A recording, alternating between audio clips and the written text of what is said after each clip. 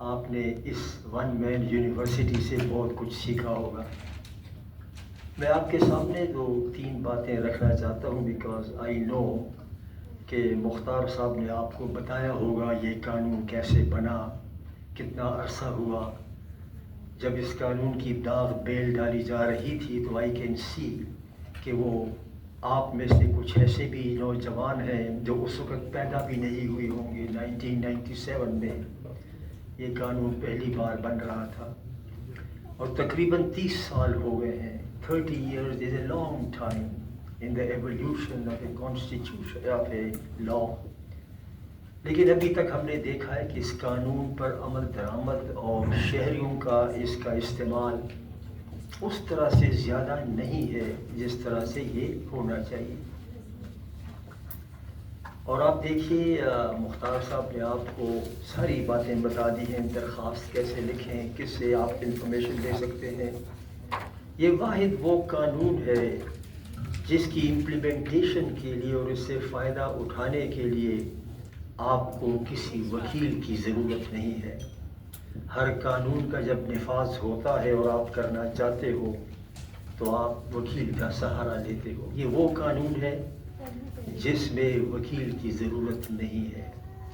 یہ وہ قانون ہے جس میں آپ کو پیسہ بھی خرچ نہیں کرنا پڑتا سوائے اس کے کہ ایک ٹکٹ لگا کے درخواست بھیج دی. تو اس لحاظ سے یہ یونیک قانون ہے پاکستان میں اور یہ ڈائریکٹلی کنیکٹڈ ہے پاکستان میں جمہوریت کے ساتھ. جمہوریت جو ہے وہ محض انتخابات کا نام نہیں ہے کہ ہر 5 سال بعد انتخابات ہوں, ایک ہی باری پھر بی کی باری. جمہوریت جو ہے جن ستونوں پر کھڑی ہوتی ہے, ایک تو ہے قانون کی حکمرانی, رول آف لا. دوسرا ستون جس پر جمہوریت کھڑی ہوتی ہے وہ ہے ٹرانسپیرنسی, کہ میرے بارے میں اگر ارباب اختیار کچھ فیصلے کرتی ہے تو اس کے اندر ٹرانسپیرنسی ہونی چاہیے. ہمیں پتہ ہونا چاہیے کہ وہ جو فیصلے کیے ہیں جن کا اثر مجھ پہ پڑتا ہے شہری پر, کیا واقعی اس کا مجھے فائدہ ہے یا وہ جو قانون بنا ہے یا وہ جو کام ہو رہا ہے اس کا فائدہ صرف چند مخصوص افراد کے لیے ہے. تو ٹرانسپیرنسی کے بغیر جمہوریت نہیں ہو سکتی. اور تیسرا جو پلر ہے جمہوریت کا وہ اکاؤنٹیبلٹی ہے, احتساب ہے. آپ نے کسی کو اختیار دیا ہے کہ وہ آپ کی اس سے متعلق فیصلے کرے تو پھر اس کی اکاؤنٹیبلٹی بھی ہونی چاہیے, احتساب. یہ 3 پلرز ہیں ڈیموکریسی کے. اور اگر ٹرانسپیرنسی کو صرف آپ لے لیں تو یہ جو رائٹ ٹو انفارمیشن کا قانون ہے اس کا کام ہی ٹرانسپیرنسی ہے. سو امیجن ون قانون ان Pakistan is one pillar of democracy. There are 3 pillars اور اس میں ایک پلر جو ہے وہ صرف یہ قانون ہے. اور جو اکاؤنٹیبلٹی ہے, اکاؤنٹیبلٹی بھی تو اس وقت ہو سکتی ہے جب ٹرانسپیرنسی ہو اور آپ کو پتہ لگ جائے کہ اس فیصلے میں یا اس پروجیکٹ میں یہ گڑبڑ ہے. اس کا مطلب یہ ہے کہ 3 پلرز میں سے تقریباً 1.5 pillar if not 2 pillars they depend on this law. صرف الیکشن جو ہے وہ اپنے اس لا میں نہیں ہے. سو آئی ٹیل یو اس لا کا پوٹینشیل انارمس ہے اور یہ ضروری نہیں ہے کہ صرف صحافی ہی اس کا استعمال کرے, اگرچہ صحافت میں اس کا استعمال بہت زیادہ مؤثر طریقے سے ہو سکتا ہے. روز اخبار میں 8-10 خبریں ایسی ہوں گی کہ جس کو بنیاد بنا کر آپ سوال کر سکتے ہو, سوال پوچھ سکتے ہو. سو دس آئی ٹیل یو پاکستان میں ہم گلا کرتے ہیں کہ قوانین نہیں ہے بعض جگہوں پر. یہ وہ قانون ہے which I tell you is strengthening democracy, is promoting accountability and is ensuring transparency. اور آپ کا جب واسطہ پڑے گا اگر آپ صوبائی جو قوانین ہیں اور جو مرکز کا قانون ہے اس کے درمیان ایک بنیادی فرق ہے and that you should keep in mind. جو مرکز کا قانون ہے اس میں وزارت دفاع بھی آتا ہے، اور وہی ایک وزارت ہے جو انفارمیشن نہیں دیتی آسانی سے. اور جو مرکز کا جو قانون ہے اس میں وزارت خارجہ بھی آتی ہے. اس لیے مرکز کا جو قانون ہے وہ صوبوں کے قوانین سے مختلف ہے، اس لحاظ سے کہ صوبے کے قانون کا جو مرکز کا جو قانون ہے وہ powerful sections of the society کو بھی چیلنج کرتا ہے، ان سے بھی سوال پوچھتا ہے. صوبے کے جو قوانین ہیں اس کے پاس یہ اختیار نہیں ہے، وہ ان محکموں سے سوال پوچھ سکتا ہے جو اس صوبے کے اندر ہیں. سو ریممبر دس، یہ جو مرکز کا جو قانون ہے it is a very different from the قانون ان دا پروونسز. اور میں تھوڑا سا آپ کو بیک گراؤنڈ بتا دوں کہ یہ قانون آسانی سے نہیں بنا.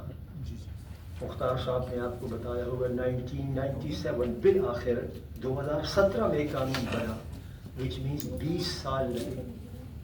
اور وہ جو 2017 میں جو مرکز کا قانون بنا، I happen to be the chairman of that committee on the right to information law of the senate. And Maryam Aurangzeb was the minister, and I must compliment Maryam Aurangzeb. She belongs to a different political party, but she played the ball and she supported this, اور یہ بل پاس ہوا. اور چونکہ یہ پتہ تھا کہ وزارت دفاع جو ہے اس کو بڑے اعتراضات ہوں گے کہ نہیں، جب وزارت دفاع سے کہا گیا کہ تم لوگ اس میٹنگ میں آ جاؤ تو ان کی طرف سے خط آیا. اور آپ کو یہ میں اس لیے بتا رہا ہوں کہ تاکہ آپ کا مائنڈ کلیئر ہو جائے کہ یہ قانون ایسے نہیں بنا آسانی سے. تو وزارت دفاع کی طرف سے ایک خط آیا اور کہا کہ یہ بڑا سینسٹیو معاملہ ہے اور اس پر اس وقت تک بحث نہ کی جائے جب تک ہم NOC نہ دیں. Imagine a section officer of the Ministry of Defense writing to the Parliament, because Parliament کی کمیٹی is Parliament. اس پارلیمنٹ کی کمیٹی کو لکھتی ہے، وہ خاتون تھی پرابیبلی، کہ جی جب تک ہم NOC جاری نہ کریں تو آپ اس پہ بحث نہ کریں. بہرحال دا پارلیمنٹ ڈسریگارڈڈ دیٹ تھنگ. تو بڑا ہنگامہ ہوا اور قانون بنا. اس کے اندر بڑی ایک جو ٹیکنیکل بات ہے وہ یہ ہے کہ بھائی نیشنل سیکیورٹی کا کنسیڈریشن ہوتا ہے. آپ کو انفارمیشن اس لیے نہیں دی جاتی کہ کہتے ہیں کہ یہ نیشنل سیکیورٹی ہے کا مسئلہ ہے.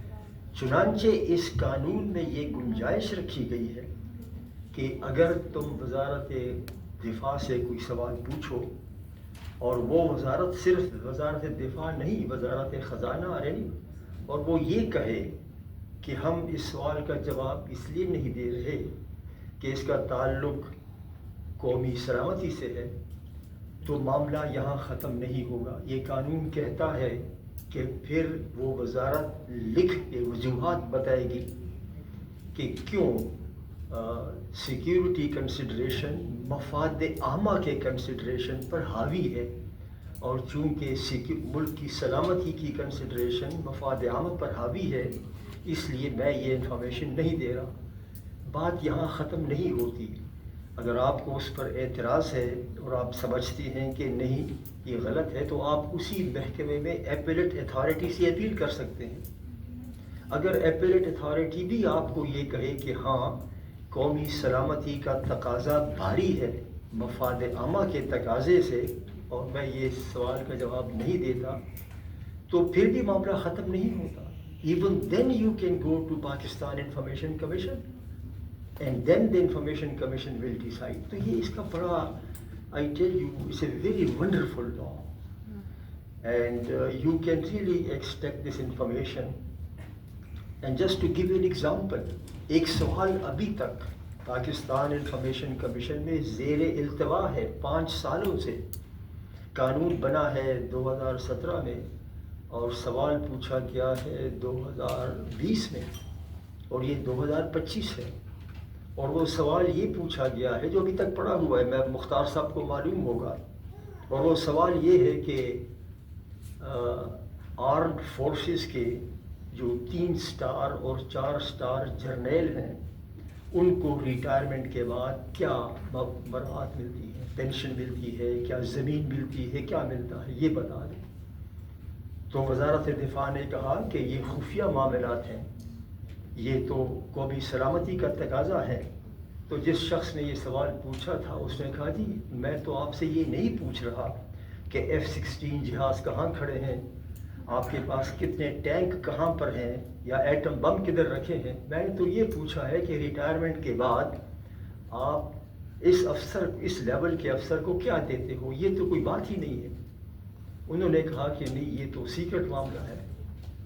وہ شخص جو تھا سوال کرنے والا، وہ جب پاکستان انفارمیشن کمیشن میں گیا تو انفارمیشن کمیشن نے کہا کہ بھئی یہ تو واقعی یہ تو کوئی بات ہی نہیں ہے، اس سوال کا جواب تو، یہ تو سوال پوچھنا ہی غیر ضروری ہے، بلکہ وزارت دفاع کو چاہیے کہ اپنی ویب سائٹ پہ خود ڈال دے، کیونکہ وہ قانون کہتا ہے کہ آپ ویب سائٹ کے اوپر ساری چیزیں ڈال دیں، اس طرح کی چیزیں جو ہیں۔ اس کے بعد بھی وزارت دفاع نے اس شخص کو سوالوں کا جواب نہیں دیا۔ پھر مختار صاحب گئے تھے سپریم کورٹ میں، انہوں نے کوئی عدالت سے کوئی چیزیں پوچھی تھی جو عدالت نہیں دے رہی تھی۔ پھر جب قاضی فائز عیسیٰ صاحب آ گئے تو انہوں نے اپنے طور پہ کہا کہ ہم ان کے سوالوں کے جواب دے دیتے ہیں، عدالت سے متعلق ہیں، ہم RTI قانون کے تحت نہیں دے رہے، ہم آئین کے آرٹیکل 19 کے تحت دے۔ وہاں بھی انہوں نے ڈنڈی ماری۔ I am sorry to use the word ڈنڈی ماری، بائی ڈنڈی ماری آئی مین کہ بھئی قانون کے سامنے سر تسلیم خم کر لو۔ انہوں نے کہا جی ہم RTI 2017 کے تحت آپ کو نہیں دے رہے، ہم آئین کے آرٹیکل 19 کے تحت آپ کو وہی معلومات دے رہے ہیں جو تم نے مانگی ہیں۔ تو جب یہ بات ہو گئی تو پھر وہ سوال کرنے والے نے جس نے وزارت دفاع سے پوچھا تھا اس نے پھر وزارت دفاع کو لکھا کہ جی آپ لوگ تو نہیں دے رہے تھے، اب تو چیف جسٹس آف پاکستان نے اتنی مہربانی کی ہے کہ اس نے اپنے طور پہ جواب دے دیا ہے، تو آپ جواب دے دیں۔ انہوں نے پھر نہیں کیا۔ پھر معاملہ انفارمیشن کمیشن میں، اور ہر مہینے پیشی ہوتی ہے، وہ لوگ آتے ہیں، وہ مجھے بتا رہا تھا جس نے سوال پوچھا تھا وہ جاتا ہے وہاں اور اس کا جواب نہیں آتا۔ بہرحال the issue is alive, issue is alive. تو اگر آپ جب یہ سوال پوچھتے ہو تو اس کا فائدہ یہ ہوتا ہے کہ کچھ لوگ جو ہیں وہ پھر سوچتے ہیں کہ ہاں بھائی اگر میں کسی چیز کی پردہ داری کر رہا ہوں تو یہ تو غلط ہے، کل تو آئی ول بی ایکسپوزڈ۔ سو اس کا جو ایڈوانٹیج ہے وہ یہ بھی ایک ایڈوانٹیج ہے کہ جب آپ کسی چیز کی نشاندہی کرتے ہو اور پتہ لگ جائے کہ اس محکمے کو کہ بھئی یہ تو غلط ہے، I can't with hold it is possible کہ وہ محکمہ خود اپنے اندر اکاؤنٹیبلٹی کر کے اپنے قوانین اور ان چیزوں کو درست کر لے۔ So that is also a great service that you can do to democracy, to transparency and to accountability.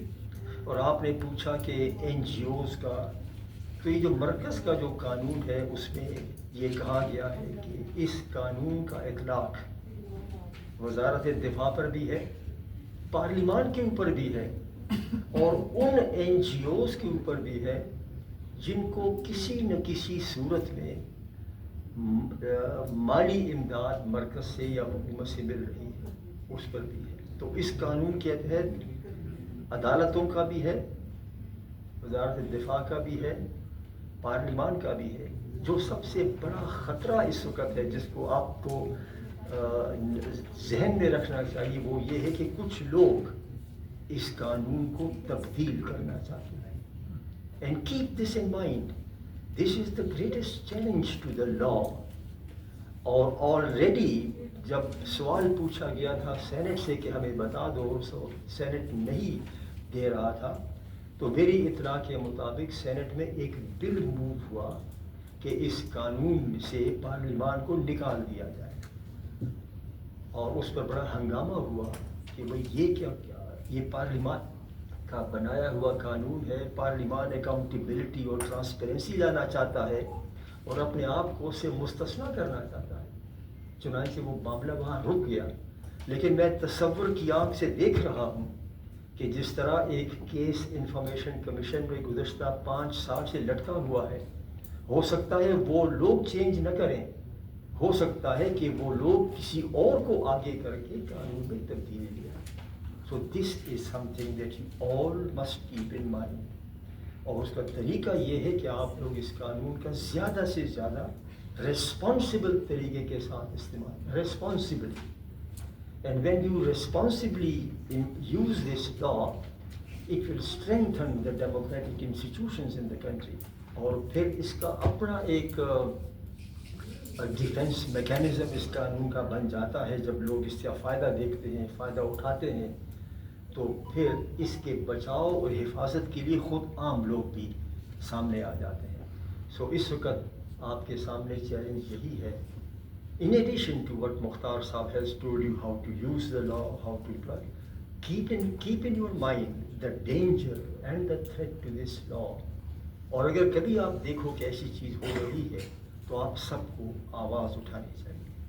This is what I wanted to say. Thank you very much. I hope you had a very fruitful discussion. And my only request to you people is make use of this law as much as you can.